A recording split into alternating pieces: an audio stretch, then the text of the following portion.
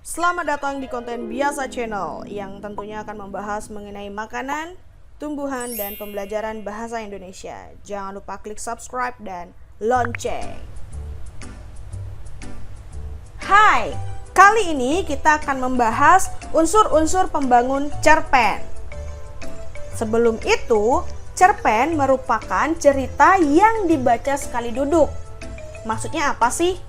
Jadi cerpen ini mengangkat sebuah cerita dari satu orang tokoh utama, sehingga peristiwa yang terjadi hanyalah satu.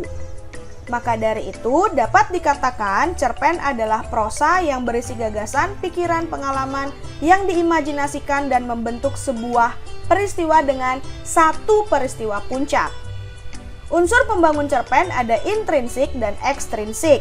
Tapi pada kesempatan kali ini kita hanya akan membahas unsur intrinsik, yaitu ada tema, penokohan, alur, latar, gaya bahasa, sudut pandang, dan amanat. Kita akan bahas satu persatu. Yang pertama adalah tema. Tema ini sifatnya tersirat teman-teman, karena tema jarang dituliskan secara tersurat oleh pengarangnya. Sehingga kita harus membaca secara keseluruhan cerita pendek dan kita dapat menangkap tema apa yang digunakan oleh pengarang dalam menulis ceritanya. Tema ini memiliki sifat umum dan general yang dapat diambil dari lingkungan sekitar, permasalahan yang ada di masyarakat. Yang kedua ada penokohan atau cara pengarang dalam menggambarkan dan mengembangkan karakter tokoh-tokoh dalam cerita. Nah, dalam mengembangkan penokohan ini atau mengembangkan karakter tokoh-tokoh ini, ada beberapa cara penggambaran karakteristik tokoh yang digunakan atau dilakukan oleh pengarang. Tapi kita akan bahas di video selanjutnya. Yang ketiga ada alur. Alur adalah pola pengembangan cerita yang terbentuk oleh hubungan sebab akibat ataupun bersifat kronologis. Pola-polanya yaitu cerita ini harus menarik, mudah dipahami, dan logis. Jalan cerita suatu cerpen kadang-kadang berbelit-belit dan penuh kejutan, juga kadang-kadang sederhana. Nah, alur ini penting dalam memikat pembaca supaya mau membaca sampai akhir.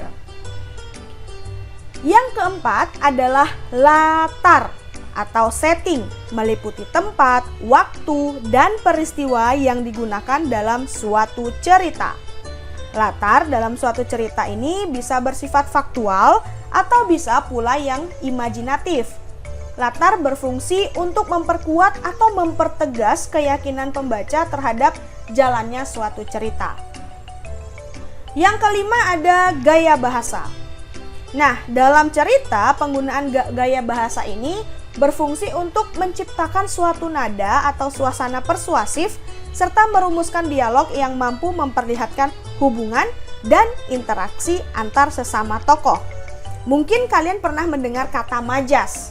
Tidak sedikit pengarang menggunakan majas-majas tersebut dalam memperindah cerita pendek yang ditulisnya.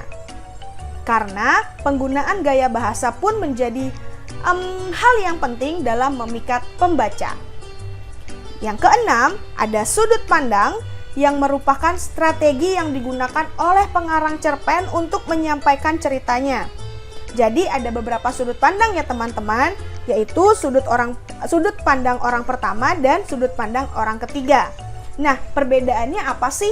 Nanti kita akan bahas di video selanjutnya ya. Jangan sampai ketinggalan. Yang terakhir yaitu ada amanat. Tentu saja dalam sebuah cerita ada amanat yang dapat kita petik, karena amanat merupakan pesan yang hendak disampaikan pengarang. Amanat dalam cerita umumnya bersifat tersirat teman-teman. Kehadiran amanat pada umumnya tidak bisa lepas dari tema cerita. Nah, bagaimana kita bisa menemukan amanat? Kita harus membaca keseluruhan dan mampu memahami cerita secara keseluruhan, sehingga kita mendapatkan manfaat dari membaca cerpen.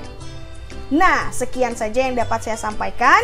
Untuk informasi lebih lanjut, kalian bisa tulis di kolom komentar. Dan jangan lupa klik subscribe, komen, like, dan nyalakan loncengnya untuk video-video selanjutnya.